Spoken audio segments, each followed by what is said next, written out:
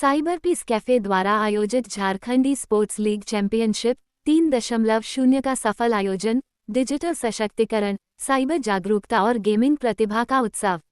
झारखंड की राजधानी रांची स्थित साइबर पीस कैफे लेवल 7 में आयोजित Jharkhand e sports league championship 3.0 ने राज्य के युवाओं, गेमिंग प्रेमियों और डिजिटल प्रतिभाओं को एक साझा मंच पर लाकर साइबर जागरूकता और जिम्मेदार गेमिंग के संदेश को मजबूती से प्रस्तुत किया।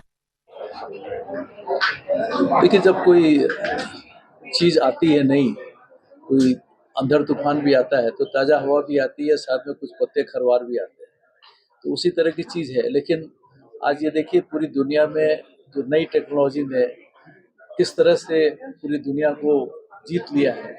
अभी आपने भारत का पाकिस्तान का छोटा मोटा युद्ध देखा, कैसे देखा आपने कि फिजिकली हमने एक बार भी बॉर्डर पार नहीं किया, लेकिन वहां जाके सब कुछ तबाह हो गया। ये एक उदाहरण है।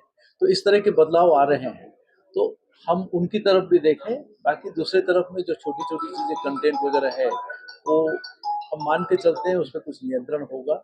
और लेकिन सबसे ज्यादा जरूरी होगा खुद का नियंत्रण, वो ज्यादा जरूरी होगा।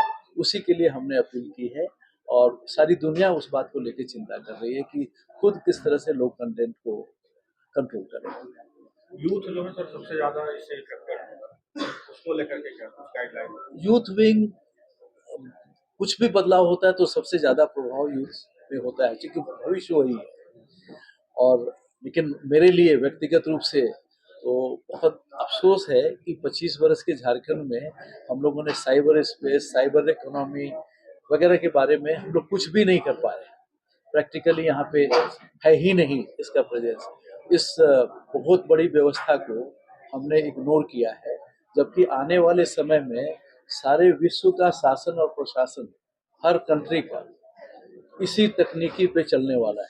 लेकिन अभी तक उसके ओर हम थोड़ा भी मतलब उसका आगाज हमारे दिमाग में नहीं हुआ है, हमारे प्रशासन में नहीं हुआ है।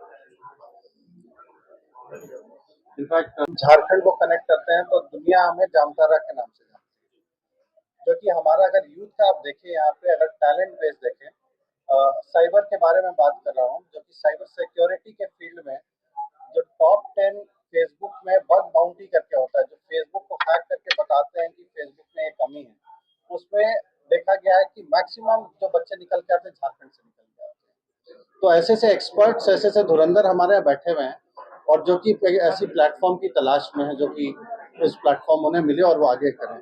तो पास्ट में भी ऐसा गया, अभी भी हम ये देख रहे हैं। एआई की फील्ड की बात करें या आप कंटेंट क्रिएटर्स की बात करें, एक से कंटेंट क्रिएटर्स हैं हमारे झारखंड में।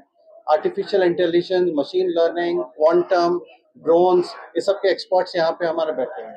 तो अब इनको टाइम आ गया कि इनको अब एक प्लेटफॉर्म दिया जाए ताकि ये आगे बढ़े, और इसके तरह हमें झारखंड की भी एक मेजर पहचान हो। मिसयूज को कैसे रोका जा सकता है? मिसयूज को रोका जा सकता है अवेयरनेस से। सबसे पहला जो कि आज एक इवेंट है, ये माध्यम है एक अवेयरनेस क्रिएट करने का, ताकि जो युवा हैं ये एक तरह से साइबर एम्बेसडर बने। आप सब जो है ये एक साइबर एम्बेसडर बने।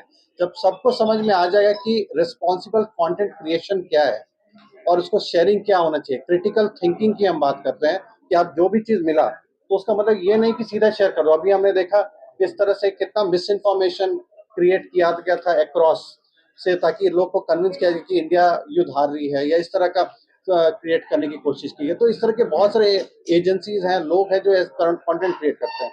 हमारा काम यह है कि कंटेंट को वेरीफाई करना कि जो भी कंटेंट मिला, ये डीप फेक का, एआई का मिसयूज, अब मैं बता रहा हूँ। एआई से इस तरह का वीडियोस बन जाता है, और वीडियोस बनने के बाद लोग अगर उसको वेरीफाई नहीं करते, विश्वास कर लेते हैं, तो सर्कुलेट कर देते, तो जितने भी उनके नेटवर्क में लोग हैं सब इन्फ्लुएंस हो जाते हैं, जो कि गलत स्टोरी को एक बढ़ावा, जैसे सर ने बताया कि पेपर में अगर पेपर में कुछ पब्लिश हो रहा है, अगर एडिटर नहीं वेरीफाई करके और उसको पब्लिश कर दिया तो सारे रीडर्स को गलत न्यूज चला जाता है। वैसे ही सोशल मीडिया की बात करें, चाहे वो इंस्टाग्राम की बात हो, फेसबुक की बात हो, ट्विटर की बात हो, वहां पे हर एक कंटेंट को बहुत सारे टूल्स हैं, रिसोर्सेज जहाँ पे लोग वेरीफाई कर सकते हैं। तो उससे जाके पहले वेरीफाई करें, फिर शेयर करें। Stop, think and then act. हम लोग जनरली ग्लोबली भी बात होता है कि कोई भी चीज मिले तो सीधे शेयर नहीं कीजिए, थोड़ा देर रुक जाइए, उसके बारे में थोड़ा पढ़िए, थोड़ा रिसर्च कर लीजिए और फिर एक्ट कीजिए, उसके बाद उसको एक्ट करने की बात है। अपना परिचय। मैं मेजर विनीत कुमार हूँ। मैं फाउंडर एंड ग्लोबल प्रेसिडेंट हूँ साइबर पीस जो संस्था है।